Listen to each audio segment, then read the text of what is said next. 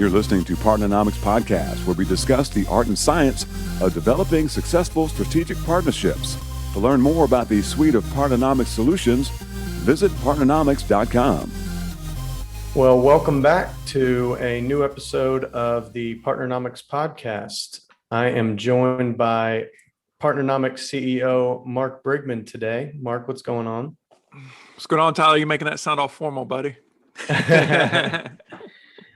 So we're here today doing our quarterly updates. Mark and I have talked about, putting together a podcast each quarter, highlighting new updates with our company, partnerships that, we are forming with other organizations, some updates that we're doing internally with the company, and highlighting some of those questions that we hit on our earlier episodes from some viewers. For anyone listening, you can send an email to podcast@partnernomics.com with any questions that you might have for Mark or myself. And you can also visit the podcast page on our website and submit questions through the form there. So the first question today, Mark, is from Stephanie out of Colorado. And Stephanie wants to know, the term strategic partnership seems highly overused. What is the specific definition and how should companies use them? Yeah, Stephanie, could not agree more. It's the word strategic and the word partnering, I think, are two highly overused words in the business community today. And we happen to find ourselves right in the middle of both those two words. But yeah, so strategic partnerships, I believe that they each have two different criteria.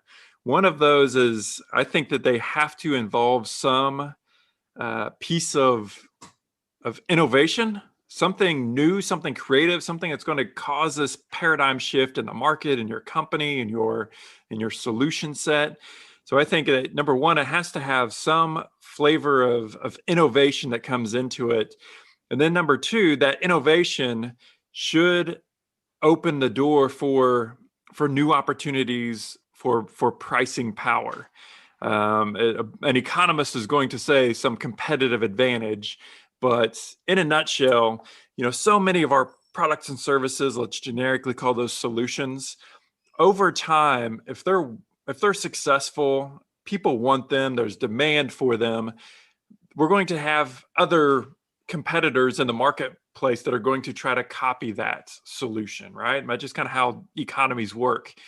And the only way that we can regain some pricing power, some margin, is by making a bigger easy button, as we like to call it.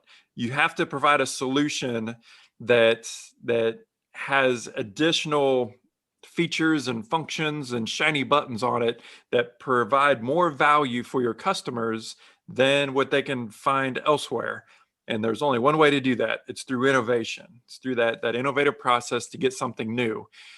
And if successful, when successful, that innovation or that partnership, that strategic partnership, that alignment of other complementary organizations to bring that solution to market should come with greater margins.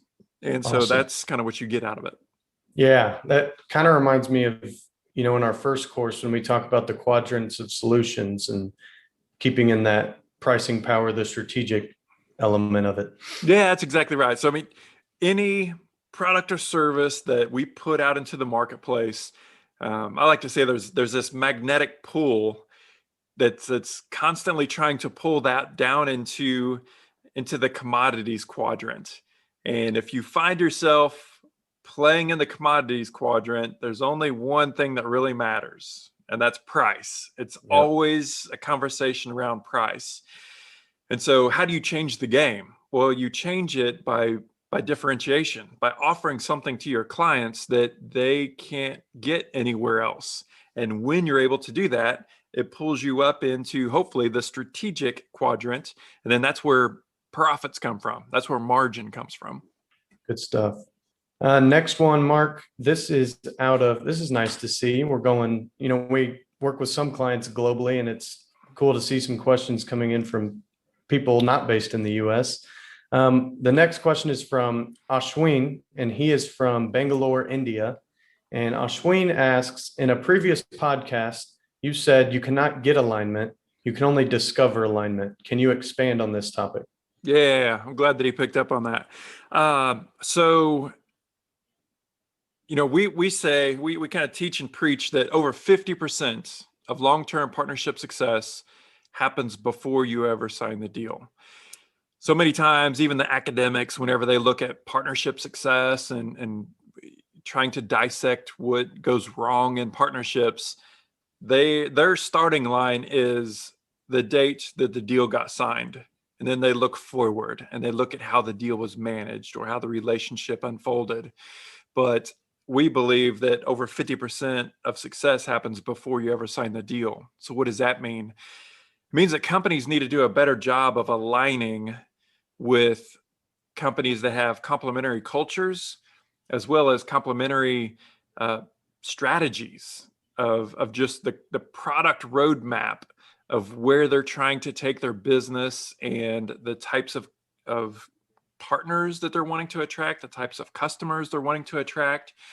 And so, so many times, our executives and even some of us partnering professionals, we just look at the landscape and we say, well, in our company, we need access to somebody really strong in the healthcare technology space. And so we go seeking people that have that missing link. We go looking for the resource. Totally bypass the culture aspect, totally bypass the strategic direction that company is heading in, and we just get fixated on that missing resource.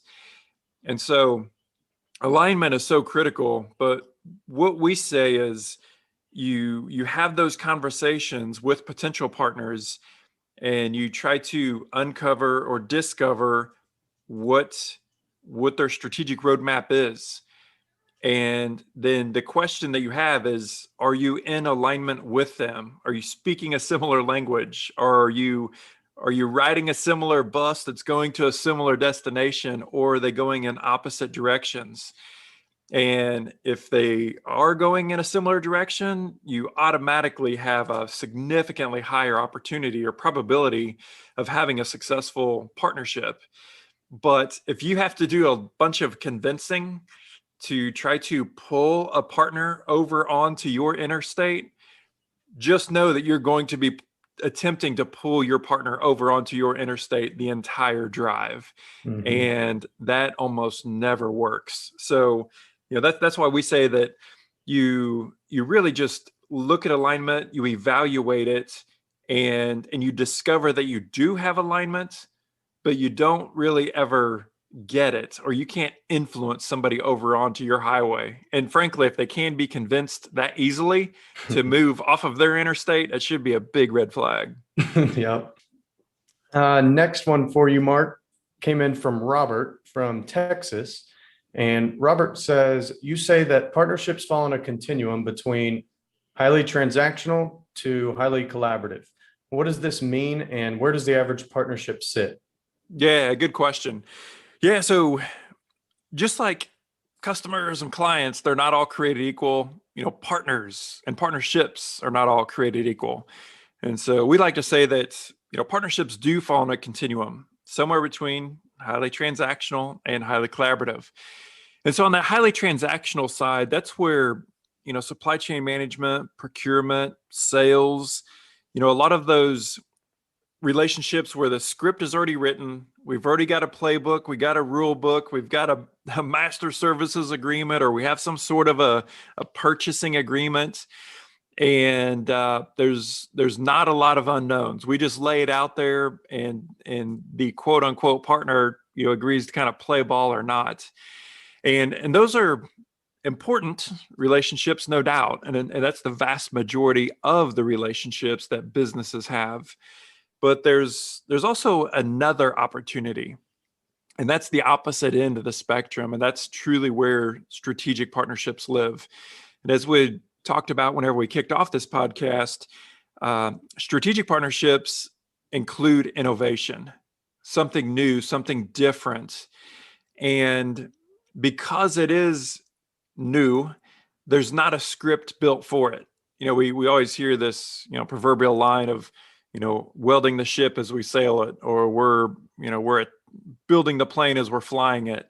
Well, that's in a lot of ways what strategic partnerships are. Is they have two or more organizations working together, pulling in some innovative components where when it's pulled off successfully, if and when it's pulled off successfully, it will create this paradigm shift. It will create this differentiation, which will bring in opportunities for margins because of that unique power that's there. And so, it's been my experience that for most companies, I would venture to say 90% of the partnerships are more transactional or just kind of more prescriptive in nature. And 10%, give or take, about 10% can kind of fall into that truly strategic quadrant. And just by definition, those partnerships that are in the strategic side, they're going to take more nurturing, more conversations, more management, more leadership, just because the script isn't written. You have to go write the script as you're building it. And longer time to see results potentially as well. Yeah, no question. Yeah, the strategic partnerships take a lot longer to get results out of them. Great point. Just because you not only have to build these relationships, but then you're simultaneously building the new solution. And then, oh, by the way, you have to turn around and launch this new solution into the market, whatever it might be. So it definitely takes some time to unfold and to get that positive ROI. Next one for you, Mark. Michael from California asks, what advice would you give to a partnerships team leader who is looking for an overarching process for partnering that will bring consistency and better outcomes for their partnerships? Yeah, awesome question. I appreciate that. So throughout my career, I was on teams, sometimes 35 people, 35 professionals doing partnering deals, at a Fortune 50. What was interesting is there were 35 people doing deals 35 different ways. And some of them were really, really good, and some of them were not, frankly. So this could definitely be very frustrating for team leaders as they're trying to figure out, what is the best way, the most efficient way, or if somebody goes out on sick leave, maternity leave, or they take another job, and you step into the middle of their 5-10 deals that they have going actively, not even accounting for the ones that they're managing that's post signature. But how do you know where to take over? And the thing that's missing is really a process that sits underneath of that companies can and should adopt so that they do have this consistency. Most companies don't. That's literally at the Fortune 10 level where we have some clients. And so what I guess the advice that I would give to Michael is, just stand up some processes, have that consistency, look for certain tools that everyone on your team uses because they can really be game changers. We're talking strategic partnering plans, having specific plans, term sheets, how to use term sheets, those sorts of things. And even going beyond setting goals and building dashboards and some of these management tools that can be used to manage partnering teams more effectively.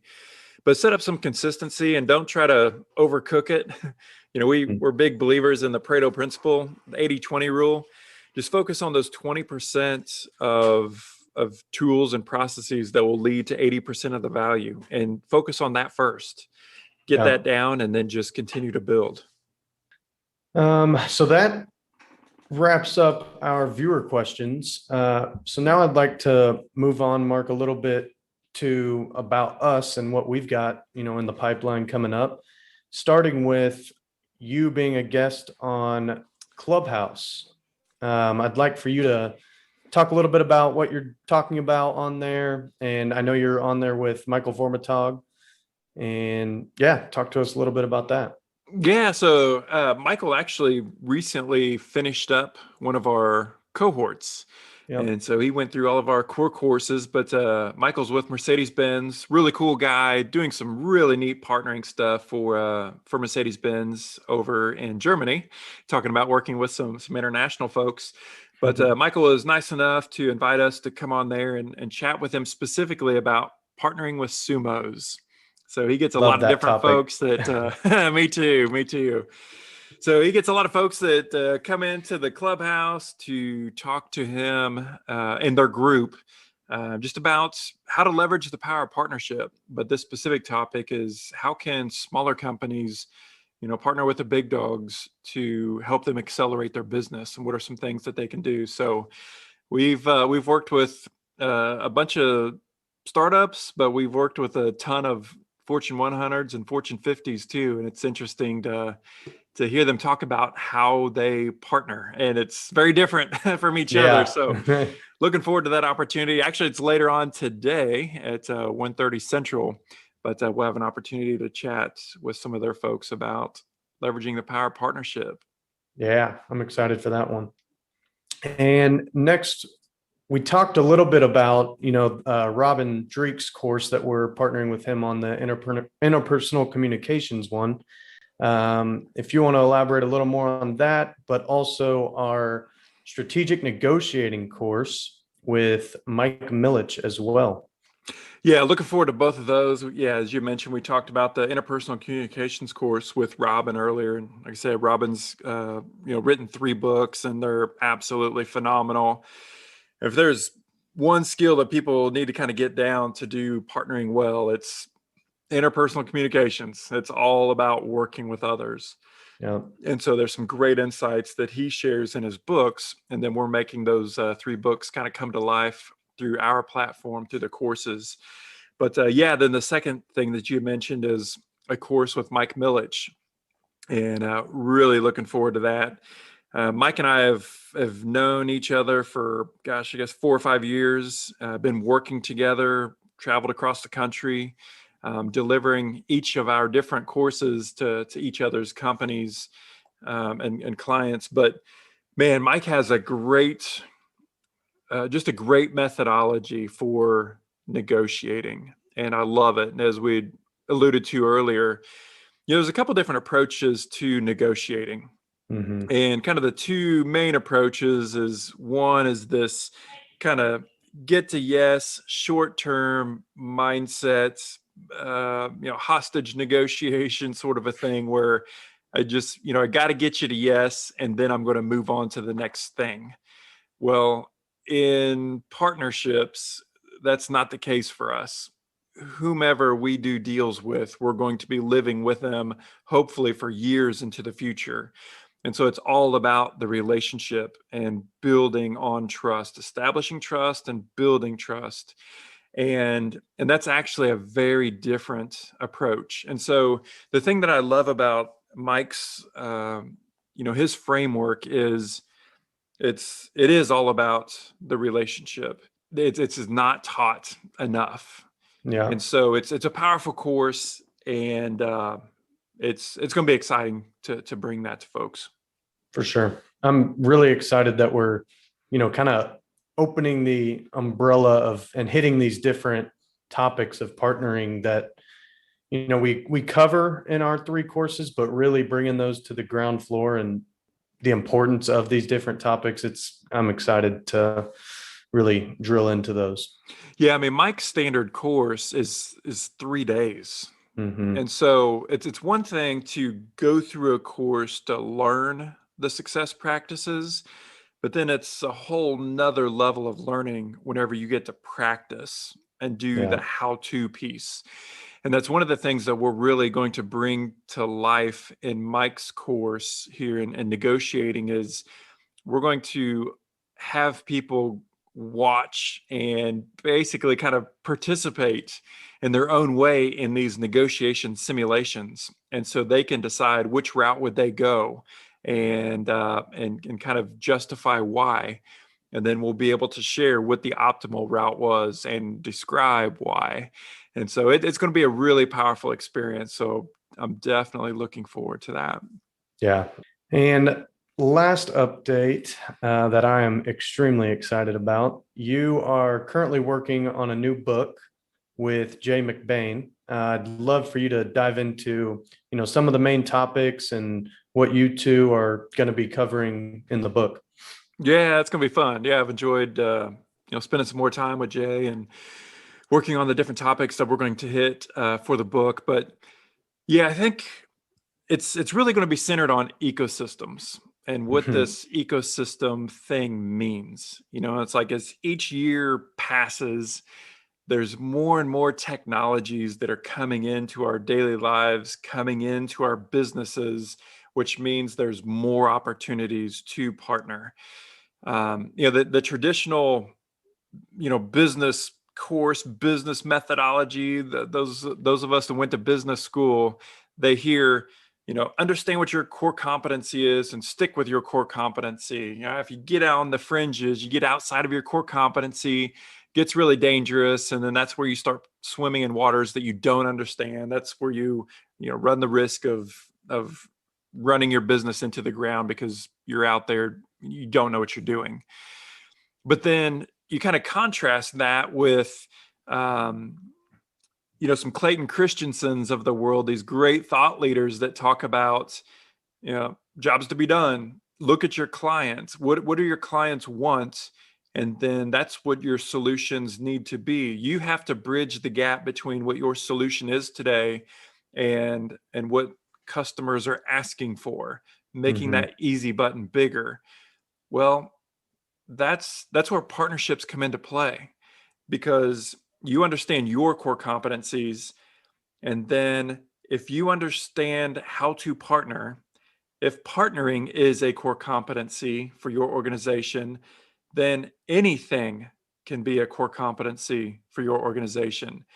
You just have to find that company that's out there that has that missing link that you need.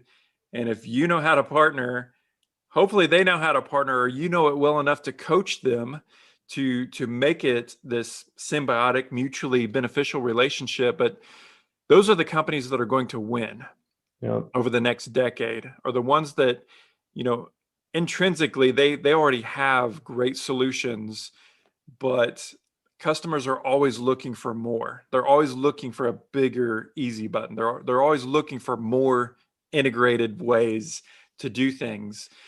And so the world is becoming too complex for us to just do it organically, or for us to just get out the checkbook and acquire other companies. We have to be able to do it through partnering as well. That has to be a tool. And so companies that can do it well are companies that are going to win over the next decade.